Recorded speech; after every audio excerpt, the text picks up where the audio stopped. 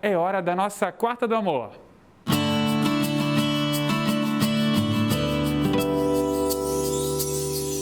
Hoje eu recebo aqui no programa a professora de Direito da Unisociesc, Jéssica Munareto. Seja muito bem-vinda ao nosso programa. Obrigada. É um assunto que gera muita repercussão, muito interesse. Até tem uma matéria no nosso portal ND+, que é uma das mais lidas do mês, que envolve esse tema. Então, eu queria primeiro te perguntar, o que é a união estável, né? E quais são os principais requisitos para ter uma união estável? Então, a união estável, né, na verdade, ela é muito parecida com um casamento na prática, né? É que o que aconteceu? Por que surgiu a união estável, né? Antigamente só existia o casamento civil, mas as pessoas começaram, no caso, a ter uma convivência duradoura, né, a morarem juntas, né? E começou-se então a se reconhecer isso como uma união, assim, até mesmo para fins de adquirir alguns direitos, né, no futuro. Então a intenção das pessoas é ter uma convivência duradoura, né, constituir família. E aí, no caso, precisa, muitas vezes as pessoas têm filhos também, né, sem efetivamente casar, né, no civil. Então precisa ter essa intenção, né, de, enfim, ter essa família juntos, né, morarem juntos e ter uma convivência duradoura. E qual a diferença, então, de fato, da união estável e do casamento? Então, o casamento, ele tem mais requisitos, no caso, que precisam ser cumpridos. É necessário, assim, que as pessoas, então, vão lá, né, no registro civil, façam, então, um encaminhamento, né, de vários documentos, então tem uma formalidade maior, né, tem que fazer uma publicização dos atos, né, tem que ver se não tem impedimento entre as pessoas, então, e é mais custoso também, né, bem mais custoso. Quando é a união estável, se quiser, no caso, você pode ir no cartório fazer o reconhecimento por meio de escritura pública. Então, as pessoas vão lá, não precisa de advogado, é bem mais tranquilo. É bem mais tranquilo e mais fácil, né, então, de fazer o encaminhamento, né, vai com seus documentos lá e escolhe um regime de bens. E aí, no caso, essa informação, essa pergunta, acho que vai ser muito útil. Como funciona a partilha de bens da união estável? Então, no caso da união estável, na verdade, é bem similar ao casamento. Porque, no geral, né, o regime oficial, né, a regra, né, seria o da comunhão parcial de bens. Mas, assim, se as partes não escolherem um outro regime, no caso da comunhão parcial de bens, são os bens oriundos ali da relação, né? Então, a partir do momento que começaram o relacionamento. Isso, desde o início do relacionamento, então, que foi comprado ali, enfim, que foi adquirido entre as pessoas, e aí faz a separação, divide no meio.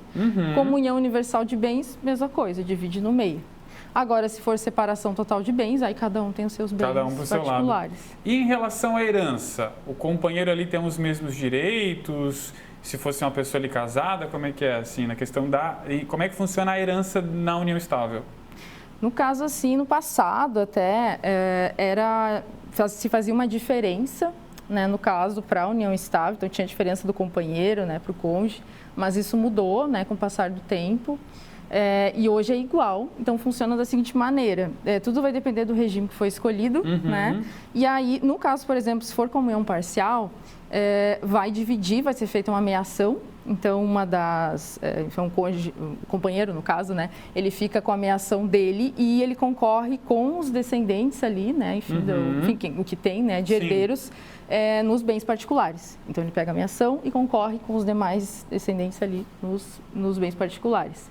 Na comunhão universal de bens e na separação total de bens, né? Aí é um pouco diferente. Na comunhão universal é só pega a meação e na separação de bens, aí no caso, depende, né? Então, assim, às vezes as pessoas fazem um pacto ali no acordo, né? Para ver com relação a alguns bens, então não necessariamente separa totalmente, né? Tudo depende do que foi acordado. Mas, assim, é comum daí cada um, se não tiver nenhum acordo, ficar com seus bens particulares e é isso. E no caso da dissolução da união estável, é necessário ir num cartório, ir para a justiça? Quando acaba a união estável? No caso, assim, não necessariamente precisa, né, um processo judicial.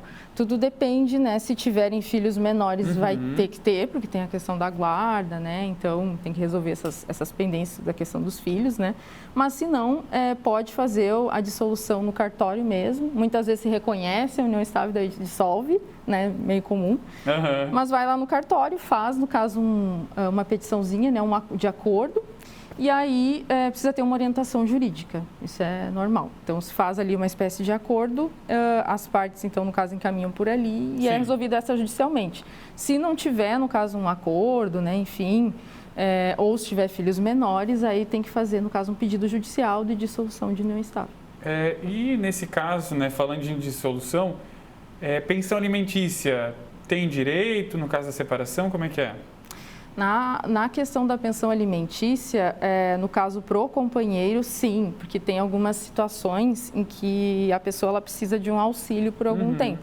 Então, pode sim, né, o companheiro, né, a companheira pedir, no caso, uma pensão para ela, no caso, conseguir se reerguer, né, conseguir ali, então, receber um valor, um auxílio, né, até ela conseguir se colocar profissionalmente, porque às vezes a pessoa não estava trabalhando, né, ela não tem condições ali de se manter naquele momento, mas não é algo assim para sempre, é enquanto realmente for necessário.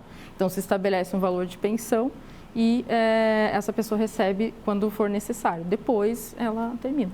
E para fechar nossa entrevista aqui, no caso do falecimento de um dos companheiros, quais os direitos do sobrevivente ali dessa relação? Se um morre, o outro continua vivo?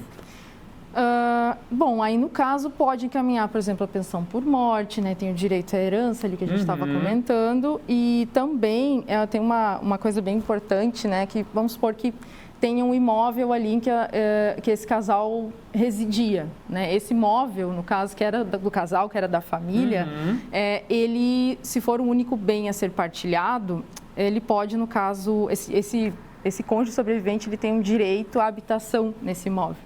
Então, ele adquire esse direito, ele pode morar nesse imóvel e, no caso, esse direito ele permanece até, dependendo da situação, se só tem mais um imóvel, se move em outro lugar, se abre algumas exceções. Mas ele tem um direito real de habitação que fica para ele, além dos outros direitos que a gente comentou antes ali.